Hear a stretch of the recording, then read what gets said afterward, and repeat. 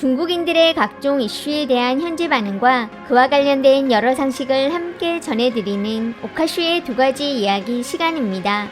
이번 시간에는 경제 관련 이야기를 소개해 드리려고 합니다. 지난 9월 17일 중국의 한 온라인 채널에 타도 한국 공업을 주제로 하는 글이 올라와 계속 토론이 이어지고 있는 중입니다.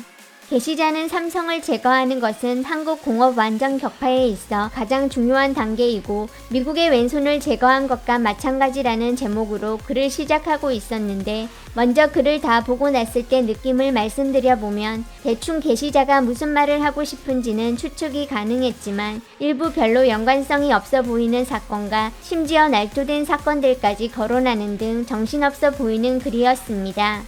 전반적으로 중국의 굴기가 가져올 한일 양국 경제의 암울한 미래를 몇몇 사례를 들어 설명하고 있었는데, 첫 번째는 조선 분야로 중국이 69% 점유율을 차지하였고 한일 양국을 다 합쳐도 30%도 되지 않는다며, 그 이면에는 어떠한 산업 경쟁, 경제 불안의 잠재적 동향이 숨겨져 있는지, 삼성이 시장에서 지위를 잃게 된다면 한국 경제는 어떠한 위기를 맞게 될지 심도 있는 논의를 해보겠다고 하였지만 이후 글이 끝날 때까지 조선 두 글자는 다시는 등장하지 않았습니다.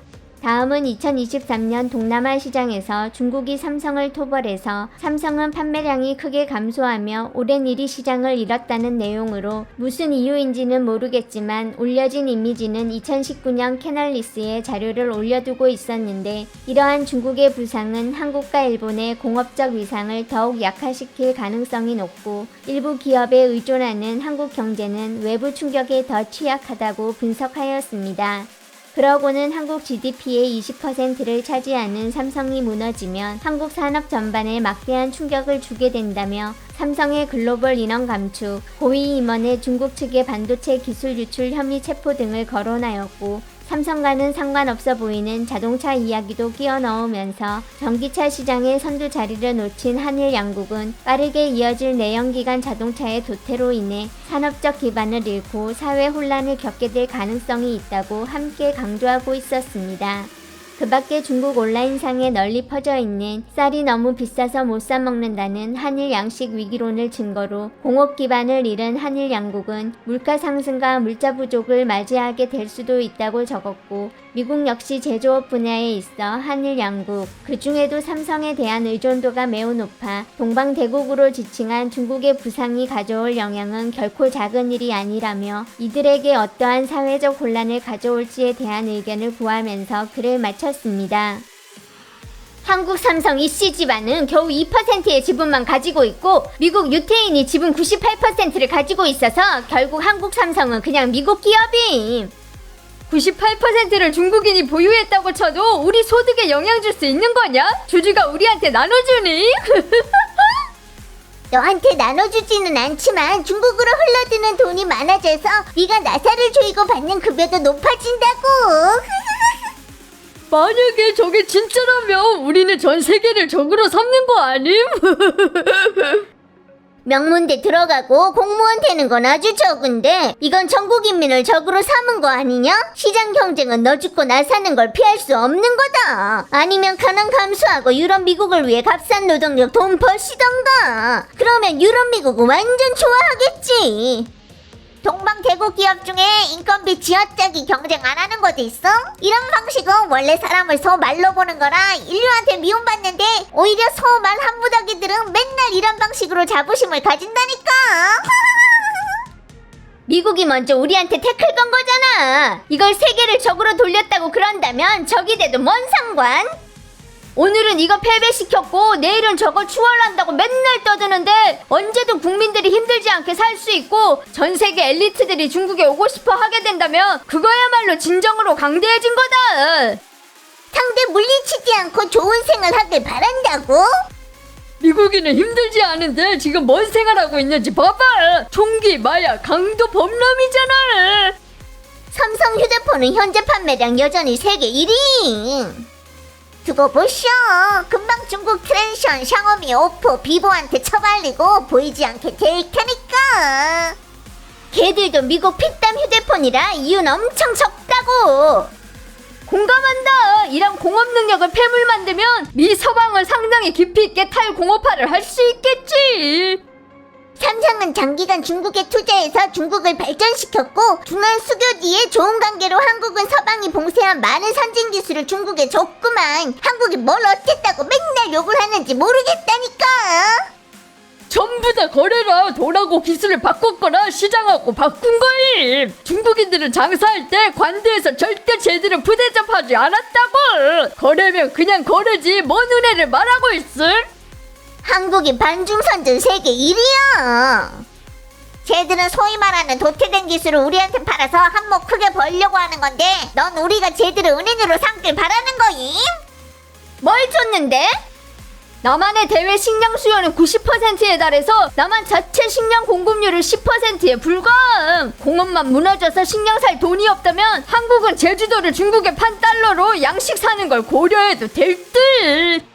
미국 재벌은 삼성 같은 소수 재벌 우두머리를 통해 한국을 지배하고 한국부를 점유하는 거라 한국인들은 기본적으로 월가 유태인 재단에서 일하고 있는 거다. 일본도 똑같은데 그저 일본 6대 재벌은 한국보다 자율성이 좀 더 많고 유태인 재단의 지배를 덜 받고 있는 거고.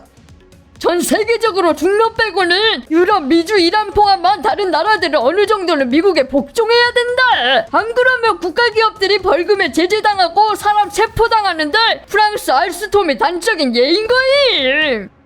삼성그룹이 무너지는 건 시간 문제임. 미국이 주식 50% 이상 차지하고 있고 다른 주주는 30% 정도라 한국 스스로 가진 지분은 엄청 적으니까 결국 미국한테 알바해주고 돈 버는 건데 참 불쌍하다니까. 미국이 매번 하웨이 제재할 때마다 삼성은 휴대폰이건 통신이건 누워서 유럽 미국 시장 먹는 거라 삼성이 쇠락하기는 진짜 어려운 거다. 애플, 삼성은 감시 기능이 있고 이제는 PP에도 폭발 기능이 있어서 아마 앞으로 사는 사람 갈수록 적을 듯. 삼성은 아직 안 쓰러졌는데 우리 국내 많은 중소기업들이 먼저 쓰러질까봐 걱정이지. 크기만 하고 세지 않다. 이윤을 봐야 되고 공헌을 보고 직원들 대우를 봐야 되는 거임.